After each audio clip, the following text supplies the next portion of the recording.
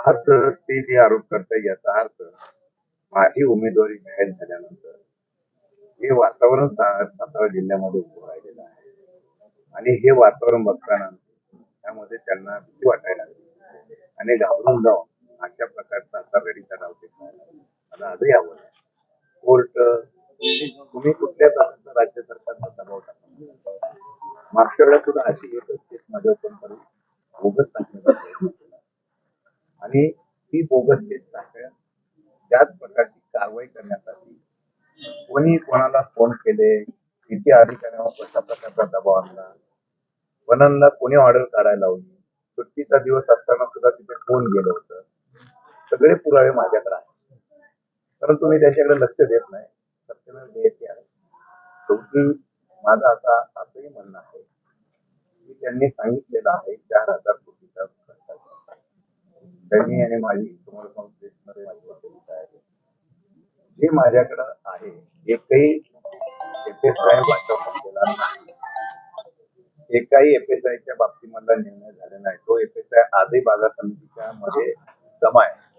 ही परवानगी घेतली होती ती सिडको पणन शासन त्यावेळेचे असलेले मंत्री या सगळ्या प्रशासनाने दिलेली ती मंजुरी होती आणि त्या मंजुरी दिल्यानंतर त्याच्यात क्युरी निघाली. त्यानंतर तो एफएसआय वाटप झालेला नाही. असं असताना सुद्धा तोडून मोडून कुठल्या तरी गुन्हे करायचा, केस टाकायचा असा हा प्रकार आहे. आता हा प्रकारामध्ये त्यांनी सांगितलं की कोर्टाचा निर्णय आहे. आम्ही कोर्टाच्या मध्ये मागे आम्ही 2016ला आम्हाला स्थगिती मिळाली होती. ती स्टे या महाशयाने आपल्या असलेल्या अधिकाराचा वापर करून, राज्याच्या मुख्यमंत्र्यांचा अधिकाराचा वापर करून, पणन मंत्र्यावर प्रशासकीय अधिकारावर दबाव टाकून पहिल्या केसवर जो प्रकार केला त्यात त्यांना यश आलं नाही. परत दुसऱ्या प्रकार केला, त्यामध्ये सुद्धा त्याचा वापर मी उघडपणाने बोलतो आणि मी पुराव्यासकट द्यायला तयार आहे. वापर करून त्यांनी ताबडतोब हे गुन्हे दाखल करावे अशा प्रकारचा निर्णय घेतला. आम्ही कोर्टात गेलो. कोर्टाने आम्हाला सांगितले आमचं केस त्यांनी डिसमिस केली, वस्तुस्थिती आहे. मग कोर्टाने काय सांगितलं की तुमची नावच जर एफ आय आरमध्ये नसेल, तुमची नावं तिथं नसतील तर तुम्ही कशाला आम्हाला जामीन मागताय. तुमची नावं नसल्यामुळे तुमची ही केस आम्ही डिसमिस करतो. आता ते म्हणतात की पणनकडे हा केस आम्ही त्या ठिकाणी कारवाई गुन्हे दाखल करावे. माझं आज म्हणणं आहे की लोकशाहीच्या माध्यमातून सत्यमेव जयते. पणनचे अधिकार आहे. पणनवर मुख्यमंत्र्यांच्या अधिकाराचा नाव घेऊन कोण कोणाच्यावर किती दबाव आणतो हे आम्हाला माहिती आहे. तुमच्यात हिंमत असेल तर न्यायालयातून निर्णय होऊन द्या. खोट्या केसेस गुन्हे दाखल करण्याच्या संदर्भातला दबाव आणण्याचा प्रयत्न करू नये. त्यांनी बाहेर असं वक्तृत्व केलं की ह्यांना मी 6 महिन्यासाठी बाहेर आणून देत नाही. अशा प्रकारचे वेगवेगळ्या प्रकारचे प्रकार सुरू आहे. आणि आज मी सांगतो की विकृत मनवृत्ती जी असते ती मनवृत्तीचं या ठिकाणी पाहणी आम्हाला मिळते. कधीही पत्रकारांना मी आज सांगतो सगळे पुरावे द्यायला मी तयार आहे. 4,000 कोटी बाजार समितीतच उत्पन्न नाही आणि व्यापाऱ्यांचा एफएसआय व्यापाऱ्यांनाच वरती असलेल्या माळ्यावर मिळावा आणि तो फुकट मिळावा अशा प्रकारची मागणी त्यावेळेला झालेली होती. त्यावेळेला राज्य सरकारकडे त्यांनी शिष्टमंडळ घेऊन गेलं होतं आणि त्यांनी त्या प्रकारे मागणी पण केलेली आहे. असो, त्यांनी तशा प्रकारचा प्रयत्न करणं म्हणजे त्यांच्या पायाखालची वाळू घसरलेली आहे. माझं आजही आव्हान आहे त्यांना, हिंमत असेल तो लोकशाहीच्या दालनातला हा जो प्रकार चाललेला आहे देशात राज्यात तो आता आज तुम्हाला सांगतो. आज एक घटना केली. काल आमच्या एका कार्यकर्त्यांनी आता त्या ठिकाणी भाषण केलं की आज त्यांना पोलीस स्टेशनच्यामध्ये गुन्हा दाखल होतो. कसली लोकशाही आहे.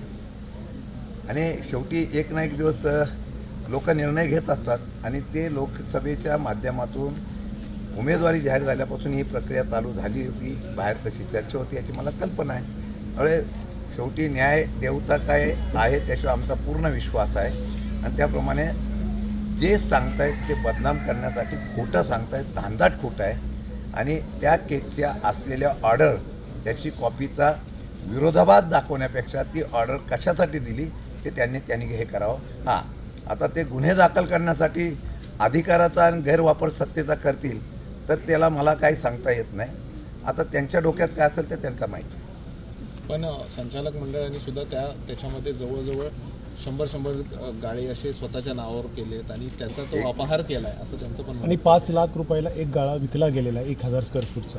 एकही पुरावा सांगावा, एकही पुरावा दाखवावा. संचालकांनी गाळे घेतले 5 लाख, किती खोटं बोलावं. शेवटी परमेश्वराच्या पायाजवळ जाऊन त्यांनी शपथ घ्यावी आणि तसे पुरावे द्यावे. काहीतरी उगीच कोणाला बदनाम करायला किती माणसाने किती असभ्यता बाळावे याला पण प्रमाण आहे का नाही. आणि आपण काय करताय, 100 कोटीची टेंडर काढतायत, 50 कोटीचं टेंडर लोकांना अधिकाऱ्यांना घेऊन टेंडर वरती वारेमाप वापरलं जातं आणि जनतेचा पैसा 20% आणि 30%, 40% अभावनी काढले जातात, 20% कमिशन घेतलं जातं. कोरेगावला सगळ्यांना माहिती आहे. ते ज्यांनी भ्रष्टाचार करायचा फक्त काय आम्ही आवाज पुरासकट दिलं तर ऐकणारे कोण नाही, वरती ऐकणारं कोण नाही. त्यामुळे लाठी भी उनकी और भैंस भी उनकी आहे. शशिकांत शिंदेंना जिल्ह्याची जनता मतदान करणार नाही असं महेश शिंदे सांगतात. असं आहे, तो जनतेचा निर्णय हे कोण ज्योतिषी झाले. शेवटी जनते निर्णय घेतात. त्यांना वाटलं की नाही द्यायचा, नाही देतील. त्यांना वाटलं की कार द्यायचा. महेश शिंदे आणि शशिकांत शिंदेची लढाई नाही. महेश शिंदे ज्या महायुतीतून आहे त्यांच्या विरोधाची लढाई आहे. आणि जनतेला जे काही हा भाजप आणि बाकीच्या सरकारच्या माध्यमातून पाहायला मिळतं त्याच्या विरोधातली लढाई. बरं, आता लोकसभेच्याच वेळेला कसं निघतंय, कारण असं आहे की लोकसभेच्या वेळेला काढायचं कारण काय, आणि ते पण कधी माझं नाव जाहीर झाल्यानंतर 4 दिवसानंतर वातावरण जिल्ह्यातलं बदलायला लागलं की लगेच त्यामध्ये हे रडीचा डाव खेळणार. निवडणूक होईपर्यंत थांबून द्या, निवडणुकीचा निकाल जनतेने ठरवून द्या.